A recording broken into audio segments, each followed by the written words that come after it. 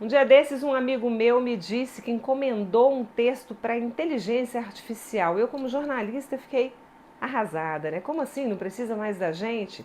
Não é bem assim essa história. Quem vai explicar para a gente um pouco sobre inteligência artificial, que é um mundo que merece muito mais entrevistas do que essas curtinhas aqui do Simples Assim, é o professor Glauco Rolim, da Unesp de Jabuticabal, da nossa Faculdade de Ciências Agrárias e Veterinárias.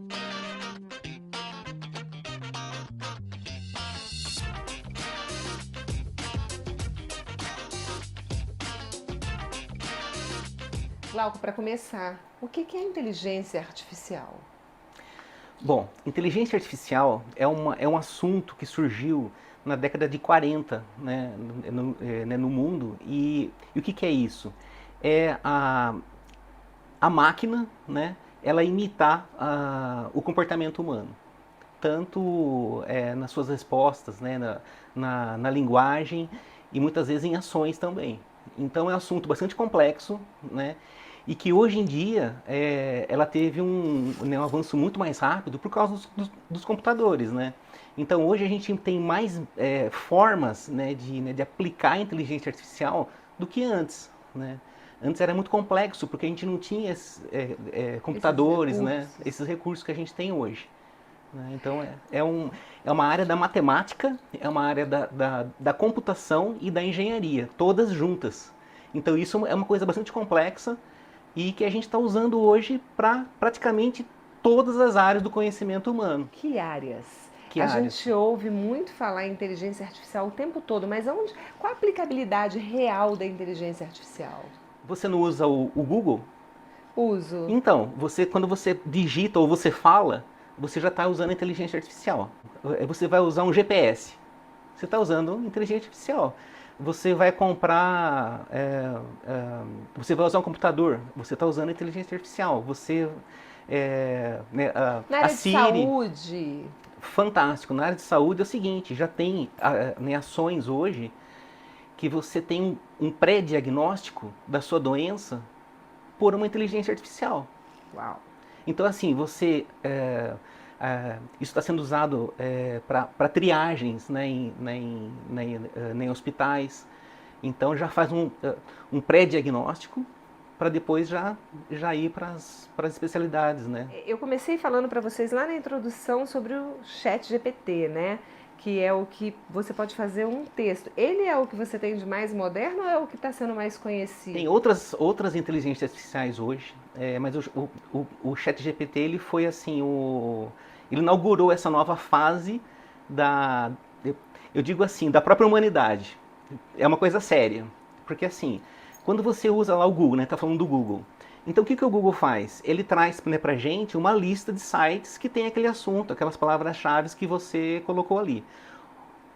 Daqui a alguns meses, isso já vai estar totalmente diferente. Você vai perguntar para o Google algum assunto, ele vai responder para você, ele pode listar alguns sites, mas ele vai responder para você as suas dúvidas. É como se fosse uma pessoa que está do outro lado, né, da máquina e ela vai trazer para você um assunto e ela monta esse texto, né, o que ela vai falar para você, ela busca na própria internet e ela tem uma estrutura de linguagem que parece o ser No humano. império das fake news, com tantas informações falsas, como é que a gente reconhece a credibilidade, a idoneidade dessa informação? A própria inteligência, né, da máquina, ela vai filtrar as fake news, sabe? Então ela vai trazer pra gente o que tem de mais certo, né, sobre aquele assunto, né?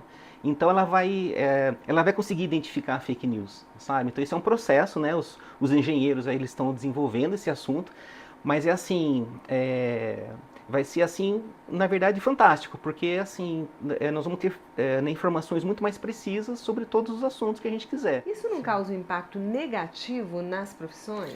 Eu acho que é o contrário.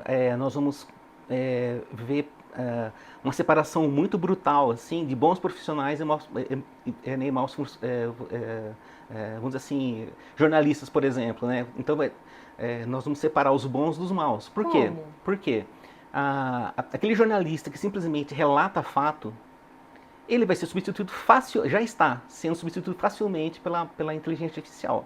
ele, você pegar informações da internet, compor um texto e divulgar esse texto, isso a máquina já está fazendo hoje. Agora, uma reflexão sobre aquilo, isso é o ser humano, sabe? Então, assim, o porquê que aconteceu aquilo, até a máquina consegue um pouco mais, uma avaliação, assim, um pouco mais aprofundada do Mais porquê que crítica, aconteceu, mais mais crítica, criteriosa. mais criteriosa. Vamos dizer assim, questões filosóficas, então, nem se fala, porque é uma coisa que exige uma reflexão mais profunda, não é simplesmente você somar fatos e dar um resultado. Livro, como é que fica? É verdade que eu viro lá e falo, eu quero que se escreva um livro sobre uma moça Não, que teve uma gravidez difícil e depois encontrou respaldo num médico diferente, tal, tal, tal. não, já tem, né, não só livros escritos por inteligência artificial, já acho que até um Harry Potter, que eu li em algum lugar que a máquina conseguiu fazer um livro novo de Harry Potter, é uma coisa assim. Uau. Mas não só isso, mas também né, imagens, por exemplo. Você fala assim, olha, eu quero uma foto minha no estilo de Van Gogh. A máquina vai lá, ela vai pintar uma figura sua no estilo Mas de eu Van Gogh. abasteço ela com uma foto atual minha. Sim, ela tem que ter um ponto de partida. Na verdade, né, a máquina, a inteligência artificial, o chat GPT, mas tem outras já, né, outras concorrentes que estão surgindo, da própria Google. é, Eles vão melhorar a, a, a, a sociedade de uma forma geral. Não é uma ameaça. Não é uma ameaça. Eu acho que é uma evolução. Basta a gente lembrar, por exemplo, quando a gente ia viajar né, antigamente, o que a gente levava? Um mapa, não sei o que, tinha que parar para pedir, Pegar informações. pegar informações e tal. Hoje isso ninguém faz mais isso. Você tem tudo lá Seu no seu roteiro celular. ainda fala onde tem posto de combustível, ainda fala onde Exato. você vai parar. Eu acho assim que a gente tem essa primeira fase, que é uma fase assim meio de espanto, né? É. Todo mundo fica espantado com isso, né? E vai acabar todos os A gente empregos no se mundo. sente preterido, né? Eu acho Sim, que ninguém vai querer contratar, porque recursos humanos dá uma despesa enorme. Então vamos sim, optar pela máquina. A gente tem medo de ser substituído. sim, perfeito. Mas eu acho que tem, né, ao longo do tempo, isso vai passar e a gente vai ver que isso vai ser uma nova ferramenta, sabe? Porque não tem como. Acessível a todos? Então isso é uma coisa fantástica, acessível a todos. Esses chats, né, que estão surgindo agora, eu acho que vão melhorar muito todas as ações humanas, na verdade.